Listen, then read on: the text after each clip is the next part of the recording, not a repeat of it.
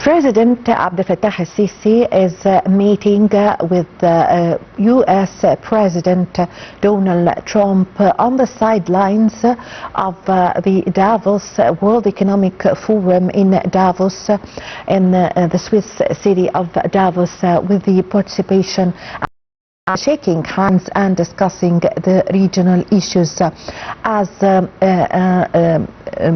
last week, U.S. President Donald Trump have asked that he wanted to meet President Abdel Fattah al-Sisi on the sidelines of the Davos Forum, the World Economic Forum.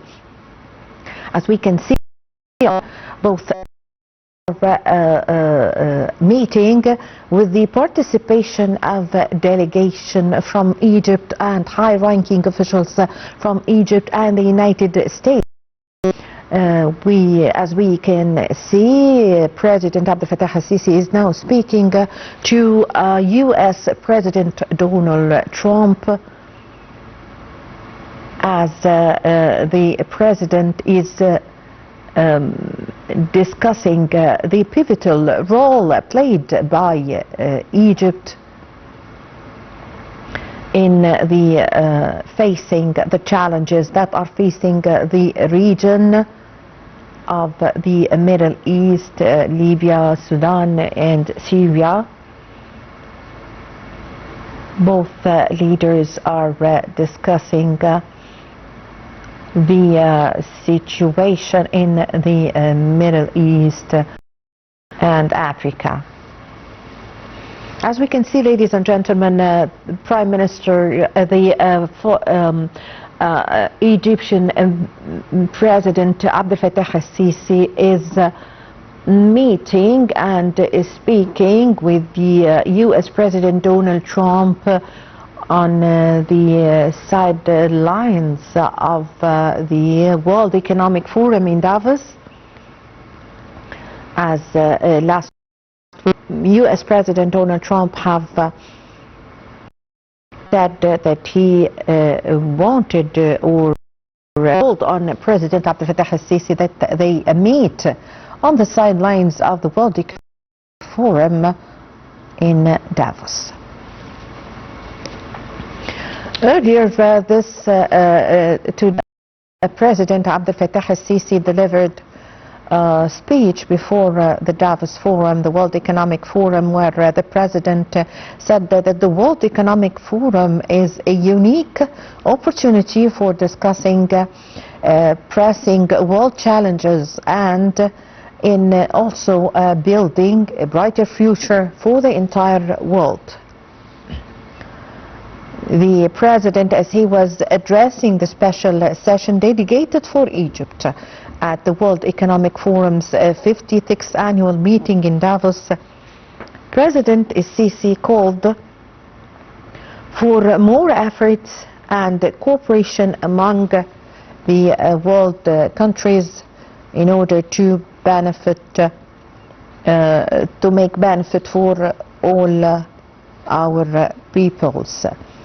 The President also spoke about the future of the coming generations in line with within the framework of the cooperation in fields of economy, trade and investment that is going to pave way for more cooperation and more trade and more opportunities for exchanging expertise and exchanging experience, and also providing opportunities of job opportunities. They're talking about the dam that's been built in Ethiopia. It's one of the largest dams in the world, the largest dam in Africa, but it's one of the largest dams anywhere in the world. It was financed by the United States, and it basically blocks the Nile River. You know, when I think of Egypt, I think about the Nile more than any other place, in all fairness, but it goes through Ethiopia, and a dam was built, a very big one, very, very big one.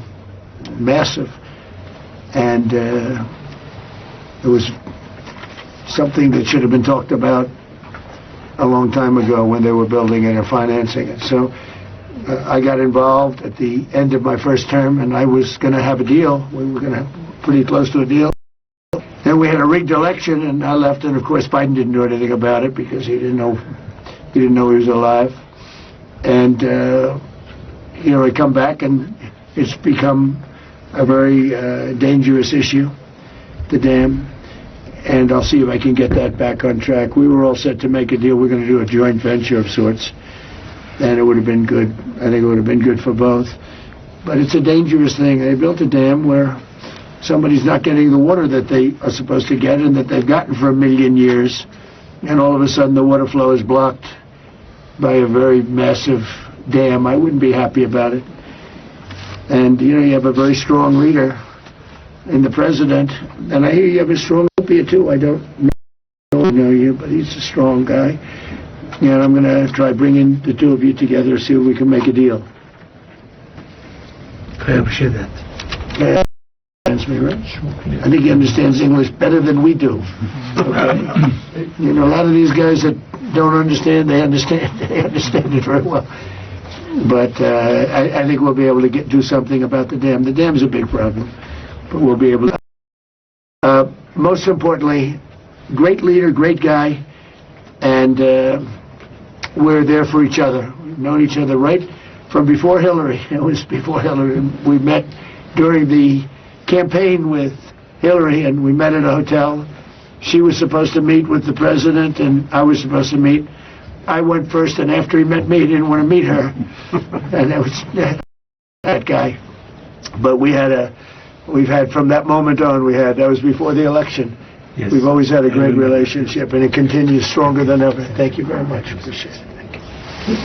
Thank you, everybody. Thank you very much. Thank you, Press. We have committed to being permanent members of the board of Peace. Well, we're going to have a lot. We have a lot of great people that want to join. It's going to be the most prestigious board ever formed. The president is a member. We have major countries, and some need parliamentary approval, but for the most part, everybody wants to be on. I have a little bit of the opposite problem. People want to be on, and we didn't ask them. They want to get on, but we'll look at the country. So we're going to have. I think it's the greatest board ever formed, and we call it the Board of Peace. That's what it is. It's the Board of Peace, and it started. And I appreciate what you said on Gaza, because it's true. If we weren't involved, there'd be no peace. It's peace. We have peace in the Middle East now, and you might have Hamas. We have a little flame here and there, but basically that'll be taken out if they don't get rid of the guns, then they will be very unhappy people. We'll have no choice. They will be eliminated. They made a deal to get out. You have Hezbollah in Lebanon. We have to do something there. They're causing a lot of problems, but those are small. We actually have peace in the Middle East, and the president was very instrumental. He really helped us, one of the most. And we've had great help from a number of countries, but Egypt has been great. The president's been great. And we have peace in the Middle East. It's an amazing thing. Nobody thought we'd ever see that. Now, I would say if we didn't bomb the Iran nuclear plant, they would have had a nuclear weapon within 2 months. You would not have peace in the Middle East. You wouldn't be able to. Nobody would be able to do that. But that's what gave us peace in the Middle East. Thank you very much, everybody. Thank you, Press. Thank you, Press. Thank you, Press. Thank you, Press. Everyone, thank you. What prompted you to take military off the table for Greenland? Thank you. Thank you, Press. Thank you, Press. We'll see what happens. The military's not on the table. I don't think it'll be necessary. I really don't. Okay. I think people are going to use better judgment. They'll use their best judgment, and I don't think that will not be necessary. Thank you, Press. Thank you, Press. Let's go. Thank you. Thank you, Press. Thank you very much. Thank you, Press. Let's go. So my wife went to